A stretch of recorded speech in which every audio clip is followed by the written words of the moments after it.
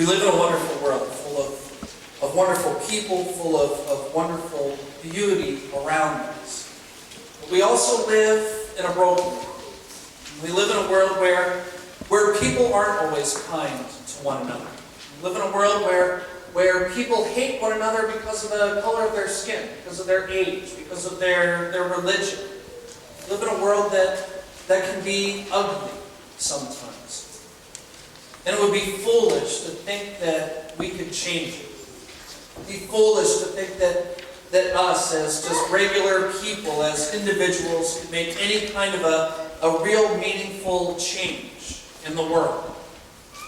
But it's foolishness that Jesus is talking about in our gospel for today. It's exactly engaging what's wrong with the world and finding a way to make it better. Finding a way to make real, lasting, substantial change. This gospel lesson, I think, is one of the most misunderstood in the Bible. Because Christians read it and often think Jesus is telling us to be pushovers. If somebody hits you, turn the other cheek. If somebody sues you, give them more than what they want. Walk that extra mile. We think that God is calling us to be wimps, to let people walk over us. But in reading more, you see that Jesus is offering an alternative. He's offering a third way. The first way is an eye for an eye, right? Someone hits you, you hit them back. The second way is to be passive, to let people walk on over you.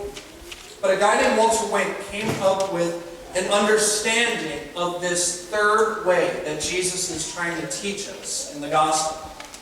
And in it changes the power of the people that are around you, of the oppressor, of the evildoer. To understand it, Wink went into what Middle Eastern culture was like in that time. And we learn a lot about what Jesus is saying. Jesus doesn't just say if someone strikes you on the cheek, right? He says if someone strikes you on the right cheek. Very specific. Winston, can you give me a hand check? Come on.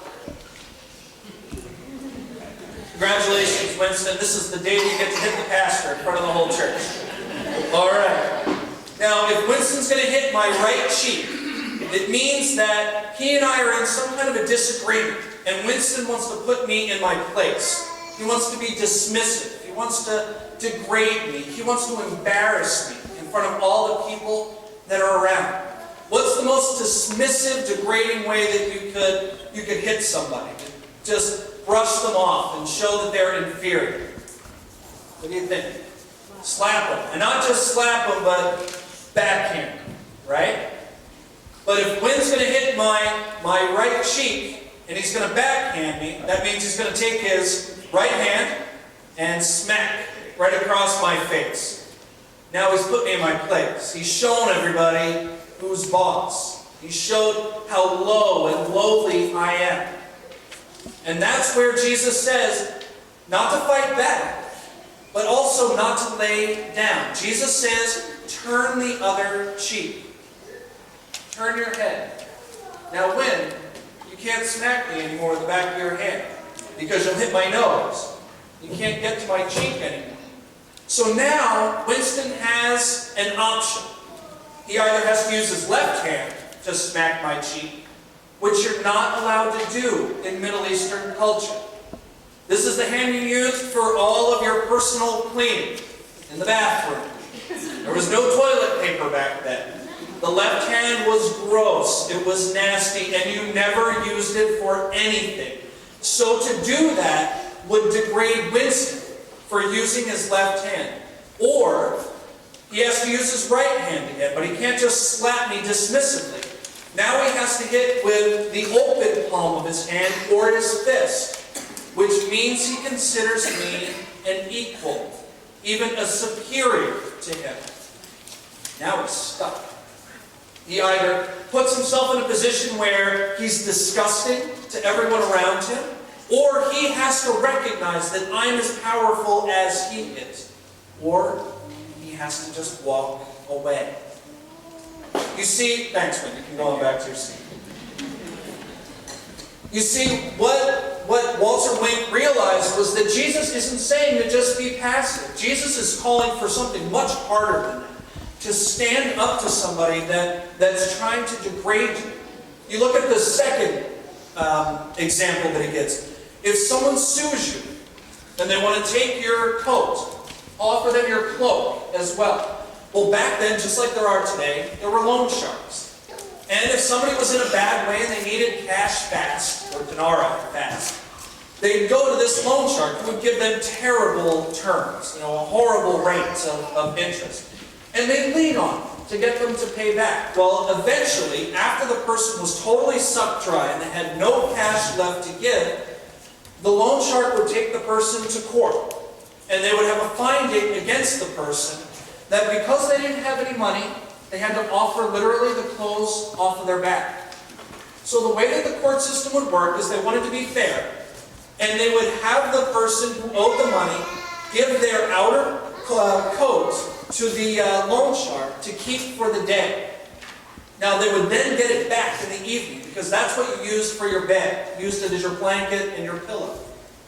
What Jesus is saying is not just to run away from your debts. It's not telling you that you should just pay this person off. To give them the coat and then offer your cloak as well, your robe as well.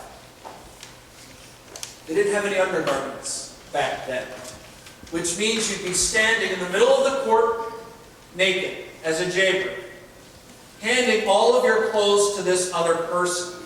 Now, being naked in Jewish and Middle Eastern culture was a sin, but not for the person who's naked.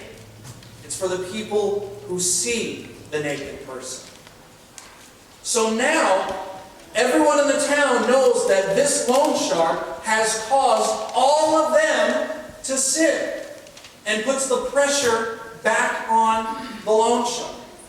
The third example that Jesus gives. If someone makes you walk a mile, walk a second one after that. That's not just a fitness routine for you.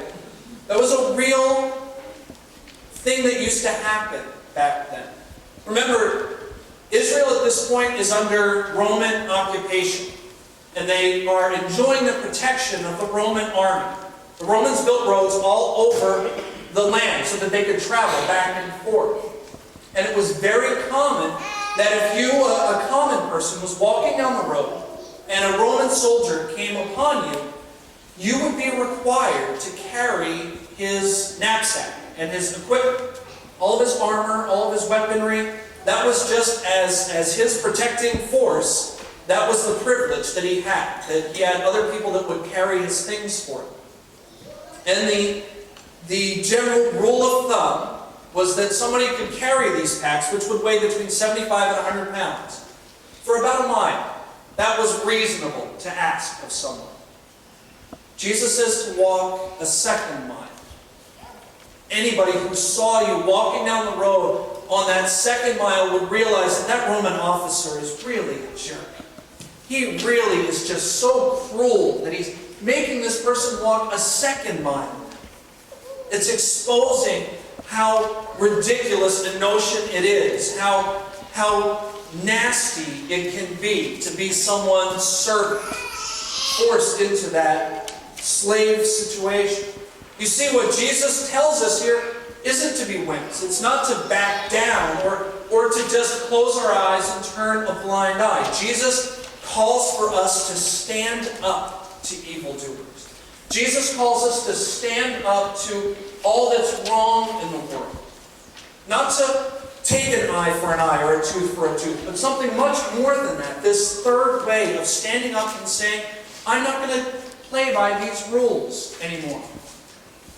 For you to say, I understand that we live in a world where in my workplace, the people who are backstabbing and climbing and clawing their way to the top, a lot of times work their way up the ladder.